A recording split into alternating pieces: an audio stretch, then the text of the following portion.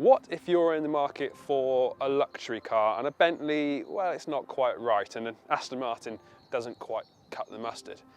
What if you need a car that takes luxury to another level? Well, we might have the answer for you.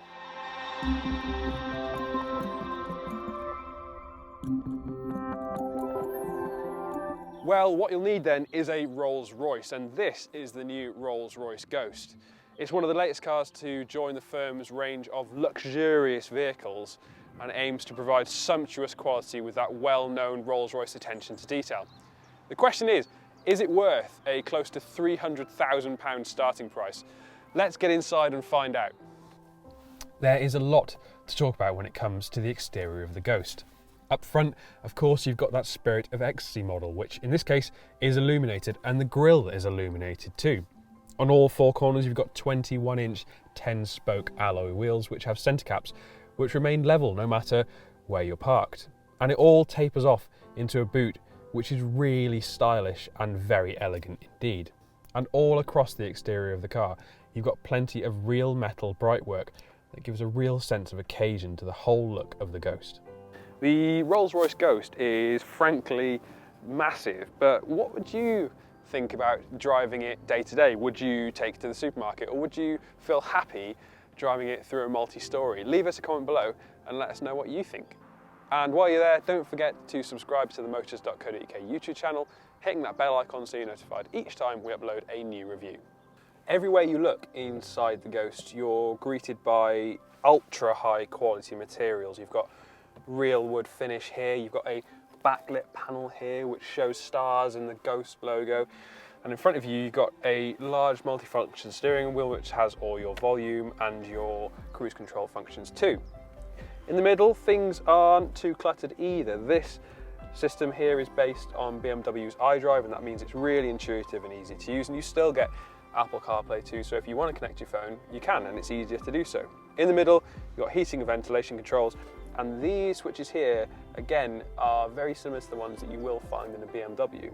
So everything else is beautifully well made, apart from the little indicator switches that are behind the wheel. These are really plasticky and they contrast with everything else in the cabin, so it's strange that they finished those in plastic. However, it is a small niggle in otherwise what is a fantastic cabin, but of course the biggest parts of the whole Rolls-Royce experience is what it's like sitting in the back.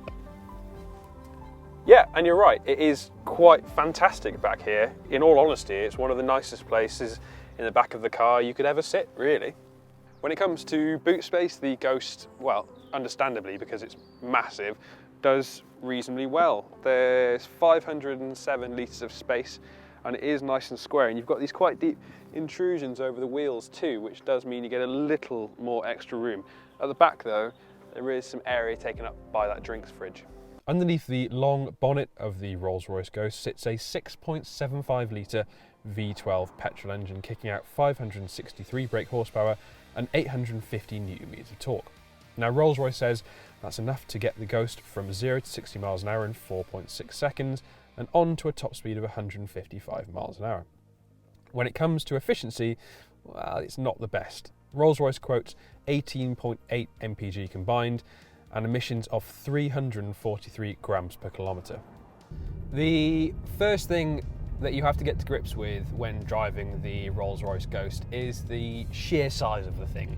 It's massive, so that means that when you're parking or even doing slow speed manoeuvres, you have to be constantly conscious about where it is. It's significantly longer than any traditional car, and even say next to an E-Class or even an S-Class, it looks a whole lot bigger. However, once you're over this initial size, the Ghost is a car that is actually quite easy to drive. Okay, so on smaller lanes like we're on today, you do have to be a little more conscious of where your edges are, but overall, it's not too difficult. The steering is quite light, and as you'd expect from a Rolls-Royce, the ride is wonderful. It's not quite as soft as you might expect, and there is some slight patter coming through from the surface into the cabin, but it's pretty good. And then you've got this engine, this beautiful V12 engine underneath the bonnet, which just whisks you up to speed. And the amazing thing is that you're so isolated from the the acceleration that it's sometimes hard to understand how you're going so quickly. So you'll put your foot down and then all of a sudden, yep, there you are, you're at national speed limit territory without ever really noticing that you're doing it in the first place. The visibility isn't too bad either for such a large car. These pillars are quite thick and the gap between the wing mirror is quite small, so you do have to take a little more care when you're exiting junctions or roundabouts, but by and large it's not bad at all. The control weights are really nicely judged too. The throttle isn't too sharp, but it gives you enough performance as and when you need it. And the brake pedal in particular has a really nice solid feel to it, and that's what you're going to want when you're trying to bring this car to a stop. This isn't a car that you want to hustle quickly. It's a car that you're quite happy just to sit back and let it take the strain. You enjoy the ride and you enjoy where you're going, but you don't feel overburdened with the sense that you need to be driving quickly, even though it can do it.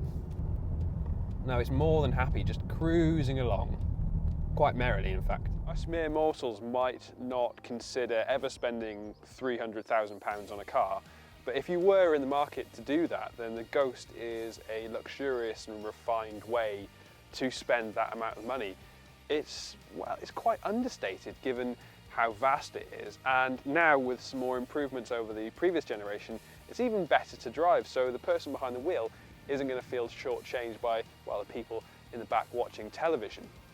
It might be astoundingly expensive, but this car is well worth the money if you're in the market to pay that amount for it.